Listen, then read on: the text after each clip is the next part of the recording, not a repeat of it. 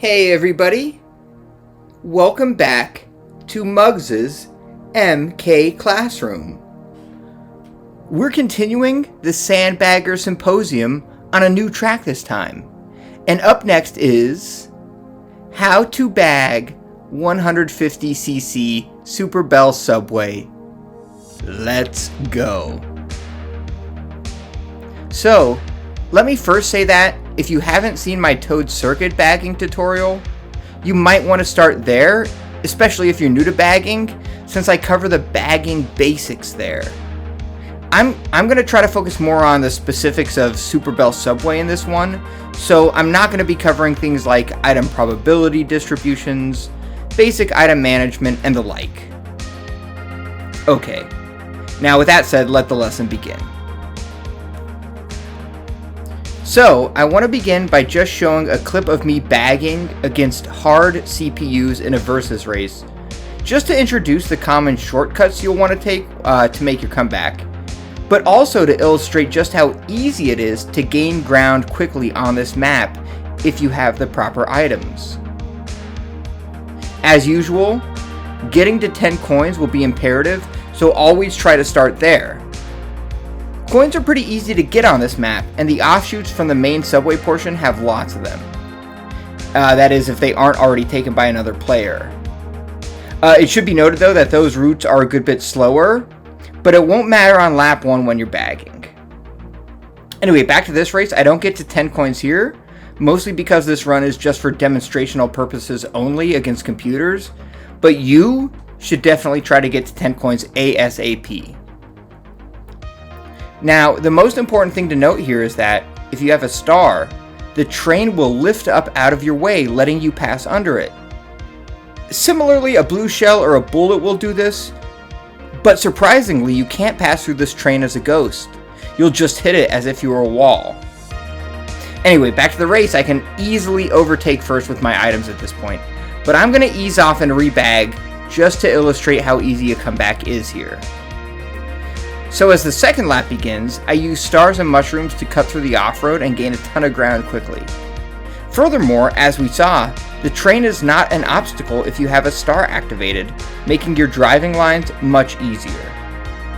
As such, stars are a great item on this map. Anyways, in fact, the whole underground subway portion was reduced to basically 3 easy turns here. I eventually take a hit, a shock comes, and I decide to further illustrate the power of a comeback here by rebagging once again. Now obviously this is just against CPUs, but they're set to hard, and beating them this way is still a piece of cake. It's so easy. And this time when rebagging, I pulled a bullet bill, and then I use it at the first item set and get triples behind it. I end up coasting to an easy victory, and even taunt the CPUs a little bit by driving backwards over the line. It should be noted that, while I did use my bullet in a decent spot here, using one right about in the middle of the first 3 coins you see on the map is probably a bit better. But that being said, there is not an ultra powerful extension on this track, as was the case in, say, Cheeseland, so many times you may find it more opportune to use a bullet bill sooner rather than later. Okay, anyway, so beating up on CPUs is one thing, but what about winning against highly skilled human opponents? Well, I got you covered. Hopefully, that previous race helped you get used to which shortcuts are available to us when using speed items, as well as how quickly you can catch up in a lap on this map when using such items. But now it's time to tackle the real footage. I'm going to show 3 online races in which I won by bagging on Super Bell Subway, and I will walk you through my thought process and strategy as we go. So let's see this first race. Roll the tape. This first race is, out of the 3 I'm going to show, probably the most representative of how a typical bagging victory unfolds on this track. I bag at the first item set, and come away with a mushroom and a star, and I try to get to 10 coins quickly. I get to 10 before the next item set and cycle out my items.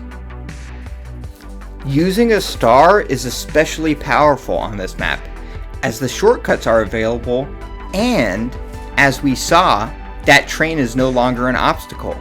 So, having a star on makes me feel safe. Unfortunately, I pull 4 mushrooms, which is not good enough, so I'm going to try to get at least a star at the next set by rebagging. Perfect. Triple mushrooms, then a star. I cycle my items once again quickly at the final item set on lap 1, but come away with just mushrooms again.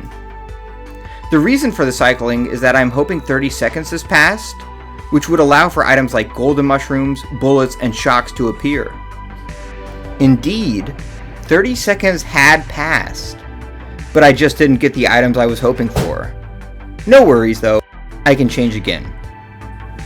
I was going to just cycle out the single and hope for something good, but I get shelled before the items. I try to back up to get my coins, but I only get 1 before I clip an orbiting mushroom that propels me forward. No big deal though, there are plenty of coins on this map, so I'm able to get to 10 quickly. And I also trade my mushroom for a star. Now we're talking. The triples got stolen, but I wanted to trade all of my items before the next double anyway, because I want my star on during the train section. Being in 9th and so far from 1st, I should get something good and I get another star, then more triples. Now it's time to really pay attention because we are about to see a powerful strategy on this map when bagging. So, when using a star at the first item set, it tends to run out right about at the next set. This is great because it allows the option to chain stars together if you happen to pull one in your first slot right after activating one. Furthermore, chaining the second star just before the first runs out will give me a new, good item and allow me to immediately cut through the next shortcut. This is part of why I suspect bagging is so good on this track. It's not just the shortcuts, or the number of them, or the ability to plow through the train with the proper items, but it's the spacing of the item sets and their location relative to the shortcuts available. Things on this track are set up such that, when you run out of one power or speed item, there's a fresh set of items waiting for you at the perfect spot. You can basically fly through the subway portion while chaining items and refreshing them the whole way. So things get even better here as I get the shock dodge right after I use my second star. That's another benefit of using a star just before another one ends. It prevents you from being target shocked. I also think again that it slightly lengthens your invincibility time, but if it does, it's pretty minor. But regardless, I got exactly what I wanted here. And now it's cruising time. I have triple mushrooms for shortcuts and to dodge a blue shell if needed, and I have triple greens behind it for protection, all while in first. At this point, I'm no longer a bagger, but I have instead smuggled good items into first place. The people in second and third likely won't get these kinds of items, and I can just use that advantage to maintain my position and win the race. Now I even find a free mushroom to take a shortcut, which saves me one of my own. That's a good reminder. If there has been a shock, on your next lap, keep an eye out for goodies to pick up off the ground, as well as items to avoid, both of which may have been ejected from a player during the lightning bolt. Now, I see a blue coming, but so is a red shell, and that'll get me first, so I have to use my last mushroom to get the triple greens up for protection. 2 reds actually come, and I fend them off, and go figure, a shock comes again, but this time right when the blue shell would have hit me, which gives me invincibility frames from it. So I cross the line for an easy win. Note how, in that race, I was a runner for the final lap. This is okay when bagging. You do not have to necessarily wait until the final moments for your comeback. If you can smuggle good items into first before then, and then ride out the remainder of the race armed with good stuff, that can work as well, as you just saw. You also saw how powerful the star item can be on this map. In fact, to be honest, the star is probably my favorite item to pull here when bagging. Well, except for a shock, but those are quite rare. Anyway, let's jump into the next race to get a better feel for bagging this course. I start bagging at the first set and slip myself on a banana, which was dumb but inconsequential. I throw the remaining 2 and try to get some better items. Taking note of the other baggers, I decide to get moving now to get first dibs on the coins. But I missed some, so I decide to take an offshoot path, which has 5 coins available on it. Using this path, I get to 10, as well as chain items, and then I, somewhat unwisely, try to get back into the subway portion. It's a bit unwise because this path was really meant to shoot you down to another side route, but I didn't want to go that way, so I go the other way and use my mushrooms to recover and get back on track. I also cycle my items again, and, looking at the minimap, I don't want to fall too far behind the leader, so I drive with just a bit of urgency.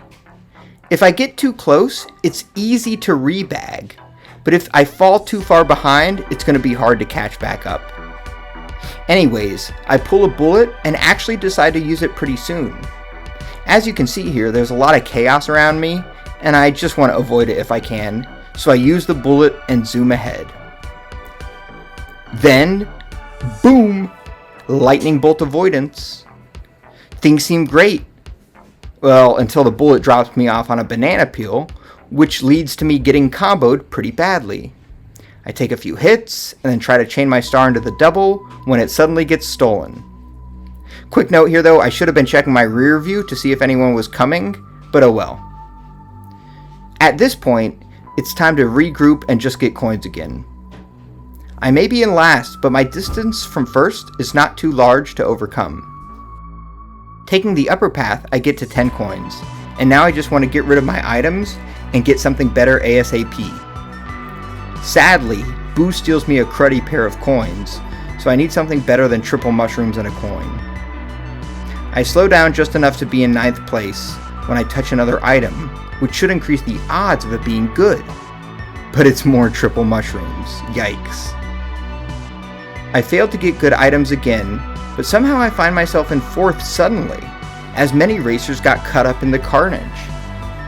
Now I just have to try to make the most out of what I have.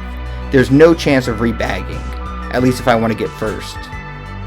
I use the technique of chaining my speed items through the off-road here, while still getting an item box.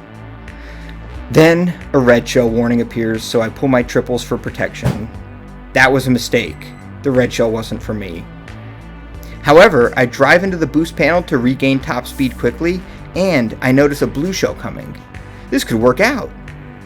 I throw one red shell, just in case first dodges the blue with a horn or a mushy, and I pull amazing triple mushrooms at the final set. Now, when I was in 9th or 12th, or somewhere in there, triple mushrooms weren't great to get. Now that I'm in 2nd, they are a literal gift from the MK gods. With first taken out by the blue, I just need to burn my red shells and boost with my mushrooms to victory for the steal. What a win. This race was certainly chaotic, and my items weren't great, but I still won it. This highlights another reason why this map can be so good for bagging. It's absolute madness. With the train in the underground portion and all the items flying around in tight spaces, it's really not too uncommon for people to get obliterated when running this map. But when hanging out in the back of the pack and bagging, you can avoid the chaos that ensues in the middle and front of the pack, and then just make your last second push for victory as I did here. Okay, now we have seen the power of the star in this map. We have seen the comeback potential by taking shortcuts with speed items on this map. And we have seen how hanging out in the back can pay off by avoiding taking too many hits on this map. But now it's time for something new. Something we have not yet encountered in any of my bagging tutorials yet. And that is using a shock to get a win. So let's see this final race. I make my way to the items, bag it up, pull 4 mushrooms, then burn the first to hopefully get a star. Mission accomplished. In order to get to 10 coins, I will take another offshoot from the main path. I also don't switch out my items here. I could have changed them through to the star, but I was more focused on coins. So after just racing out most of the lap, I hit a banana. Oh well. I use a mushy to recover and swing out to get 3 coins to get back to 10 again. At this point, I'm hoping to get better items than just 2 mushrooms, It's certainly been at least 30 seconds since the race began, so shocks, bullets, etc. are in play now. But unfortunately, I missed the items and have just a star. But it's no huge deal, because another item set is coming up soon, and I can, hopefully, chain my star into the double. I do so and pull a deadly combo on this map. A star followed by a shock. Not only that, but as we saw before, this is the perfect spot to chain stars together, get a new item, and take shortcuts.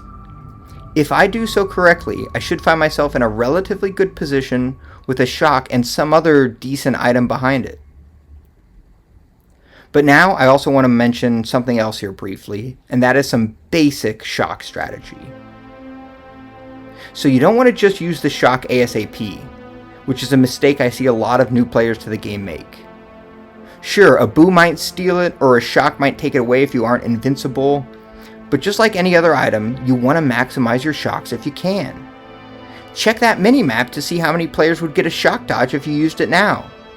If there are a bunch of stars, say, activated, it might be unwise to use it. Similarly, you can watch the mini-map to target shock higher places right when they reach a gap or pass through an item set or something. But here, what is most important is noting that I do not need to rush.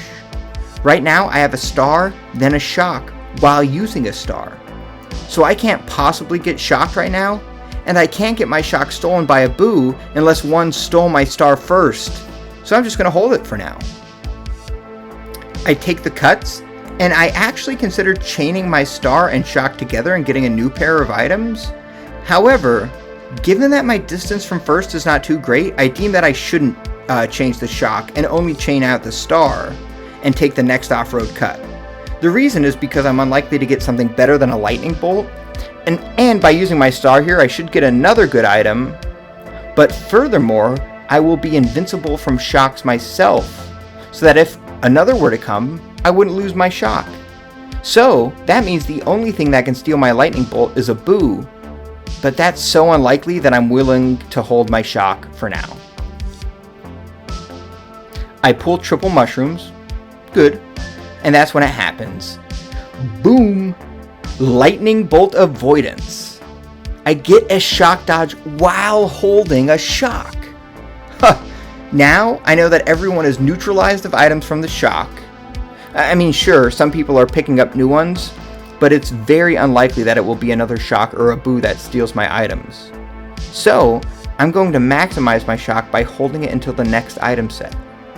By then, everyone should be big again from the previous shock, and it will re-neutralize any opponents ahead of me, so I don't have to worry about taking a hit from an item, while also getting a new one for myself, and I do just that. I pull triple bananas behind triple mushrooms, which is amazing.